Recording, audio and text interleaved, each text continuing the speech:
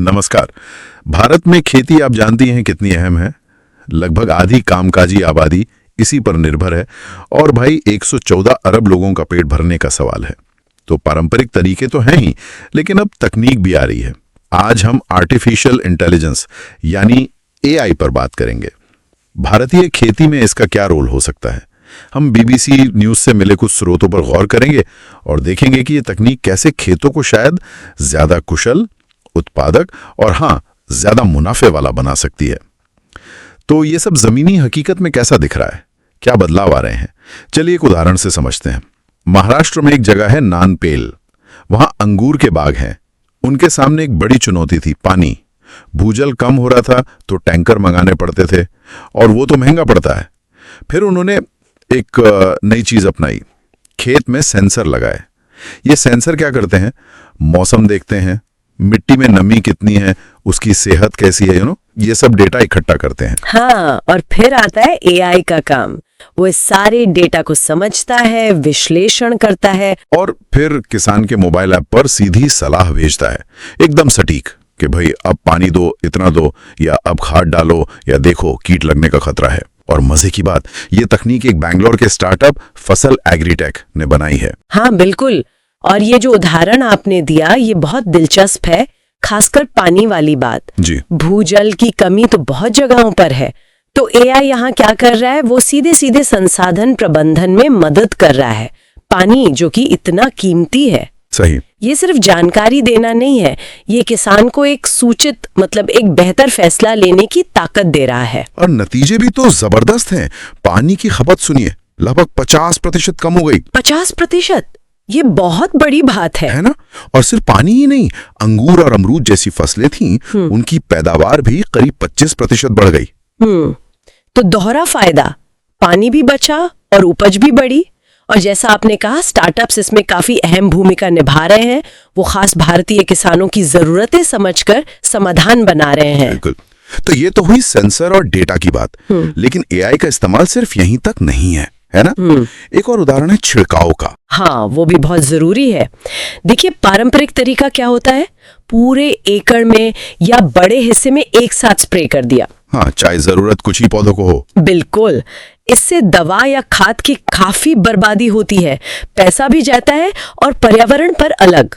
लेकिन अब रोबोट्स आ गए हैं, एआई वाले रोबोट्स। हाँ, ये छोटे रोबोट्स होते हैं जिन पर सटीक कैमरे लगे होते हैं। अच्छा जी, ये खेत में चलते हैं और रियल टाइम में मतलब उसी वक्त जमीन को स्कैन करते हैं। ये पहचानते हैं कि किस पौधे को जरूरत है और स्प्रे का निशाना बिल्कुल वहीं लगाते हैं, पौधे पर, न कम न ज्यादा। अरे वाह, एकदम पिन पॉइंट। बिल्कुल प्रिसिजन जिसे कहते हैं। और इसके नतीजे, कीटनाशक या उर्वरक जो काफी महंगे होते हैं, हाँ, उनका खर्च तो बहुत होता है। उस खर्च में लगभग 56% तक की बचत हो सकती है। 56%? ये तो किसानों की जेब पर सीधा असर डालेगा। यकीनन। और अगर हम इसे थोड़ा और बड़े पैमाने पर सोचें तो ये सिर्फ लागत कम करने की बात नहीं है, ये खेती के जो पुराने शायद उतने कुशल नहीं थे उन तरीकों को बदल रहा है। मतलब कम लागत, पर्यावरण पर भी बोझ कम, क्योंकि केमिकल कम इस्तेमाल हो रहे हैं, और फसल का प्रबंधन भी बेहतर हो रहा है। ये तो बहुत अच्छी तस्वीर लग रही है, लेकिन एक सवाल मन में आता है।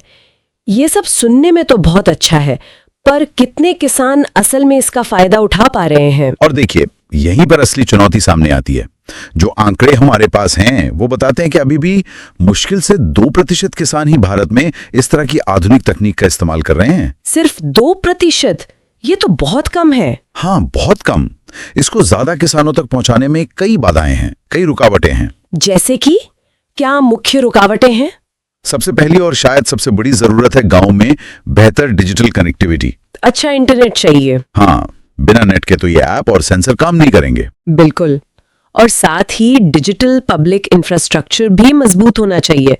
फिर किसानों को ट्रेनिंग भी तो देनी होगी, उन्हें सिखाना होगा कि इस तकनीक को इस्तेमाल कैसे करना है। सही बात है, सिर्फ तकनीक दे देना काफी नहीं है। और सरकार की भूमिका, नीतियां, समर्थन, वो तो बहुत ही महत्वपूर्ण है। सरकारी नीतियां, सब्सिडी या दूसरी तरह की मदद, और साथ ही पब्लिक प्राइवेट पार्टनरशिप, मतलब सरकार और निजी कंपनियां मिलकर काम करें ताकि ये तकनीक सस्ती हो, किसानों की पहुंच में हो। हाँ, क्योंकि भारत में किसान वैसे ही कई मुश्किलों से जूझते हैं। सही कहा। जैसे प्रति एकड़ उपज कई देशों के मुकाबले कम है, फिर किसानों को आसानी से कर्ज नहीं मिलता, बीमा की दिक्कतें हैं। एआई इन सब क्षेत्रों में भी मदद कर सकता है, जैसे बेहतर अनुमान लगाना कि उपज कितनी होगी, या मौसम कैसा रहेगा, या बाजार का क्या हाल रहेगा। अच्छा, यानी रिस्क मैनेजमेंट में भी मदद मिल सकती है। हाँ बिल्कुल। तो संभावना तो बहुत ज्यादा है। एआई में पोटेंशियल बहुत है, लेकिन इसे हकीकत बनाने के लिए, इसे ज्यादातर किसानों तक पहुंचाने के लिए अभी बहुत समय, बहुत निवेश और बहुत मेहनत लगेगी। तो अगर हम आज की बात समेटें, एआई भारतीय खेती की कुछ बड़ी मुश्किलें जैसे पानी की कमी या लागत को कम करने में वाकई मददगार साबित हो सकता है। हमने सेंसर के उदाहरण देखे, रोबोट्स के देखे, जो जमीन पर असल में फर्क ला रहे हैं। जी। नानपेल के बाग की कहानी हो या वो 56% बचत वाली बात, ये दिखाते हैं कि क्षमता तो है पर रास्ता लंबा है। हाँ बिल्कुल। और यहीं पर आकर एक अहम सवाल खड़ा होता है, जिस पर शायद हम सबको सोचने की जरूरत है।